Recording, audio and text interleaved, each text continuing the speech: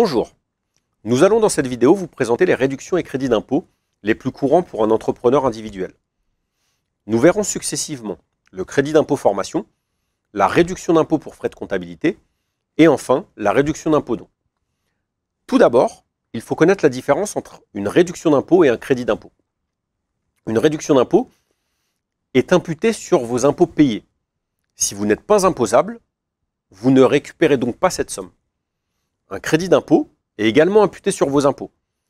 Mais contrairement à la réduction d'impôt, s'il est supérieur au montant de votre impôt sur le revenu, le surplus donne lieu à un remboursement. Nous allons commencer par le crédit d'impôt formation. Vous êtes régulièrement amené à financer des formations en lien avec votre activité. Dans ce cas, beaucoup d'entrepreneurs l'oublient, mais il existe un crédit d'impôt formation d'un montant maximum de 400 € par an. Son objectif est de dédommager l'entrepreneur ou le chef d'entreprise pour son temps passé en formation. Il faut que ce soit une formation payante et que nous puissions identifier le nombre d'heures de la formation. Il vous faudra donc penser à récupérer une attestation de présence auprès de l'organisme qui délivre la formation. Ce crédit d'impôt est égal au nombre d'heures de formation payées fois le taux horaire du SMIC. Pour exemple, si vous faites 15 heures de formation en 2021, vous aurez un crédit d'impôt de 15 heures fois le taux horaire du SMIC actuel, soit 154 €.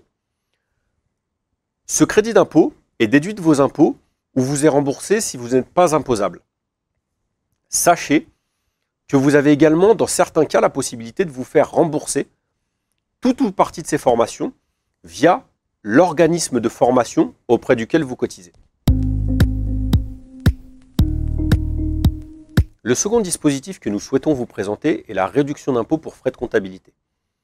Si vous êtes en entreprise individuelle, que votre chiffre d'affaires est en dessous des seuils de la micro-entreprise, que vous avez opté pour le réel et que vous êtes adhérent d'une AGA, Association de gestion agréée, vous pouvez bénéficier d'une réduction pour frais de comptabilité. Cette réduction d'impôt est égale à 2/3 de vos frais de comptabilité et d'AGA dans la limite de 915 € par an. Il s'applique donc jusqu'à des dépenses de 1 370 € environ de comptabilité. Pour un client qui paierait 706 € annuels d'honoraires comptables sur l'offre freelance, plus 180 € d'AGA, soit 886 €, cela ne coûtera en réalité que 295 €. S'agissant d'une réduction d'impôt, cela n'a d'intérêt que si vous êtes imposable. Lorsque nous établissons votre bilan, nous analysons si vous y avez le droit et s'il y a un intérêt à le faire. Le dernier dispositif que nous étudierons est la réduction d'impôt dons.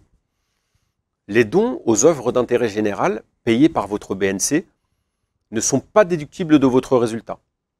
Ils ouvrent en revanche droit à un crédit d'impôt égal à 60% de leur montant. Si vous faites un don de 100 €, vous aurez une réduction d'impôt de 60 €. Bien qu'intéressant, nous vous conseillons plutôt de faire les dons en nom propre et non sur votre BNC. La réduction d'impôt en nom propre est en effet plus intéressante. Elle est de 66% des dons, voire 75% dans certains cas, contre seulement 60% sur votre BNC. Il vaut mieux faire les dons à titre personnel. En conclusion, le crédit d'impôt formation, bien que limité à 400 €, a un intérêt et ne doit pas être négligé.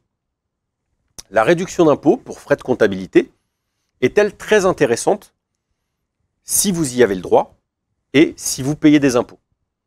En revanche, il n'y a pas d'avantage à souscrire à la réduction d'impôt don sur votre BNC.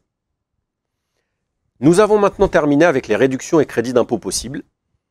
Merci pour votre attention.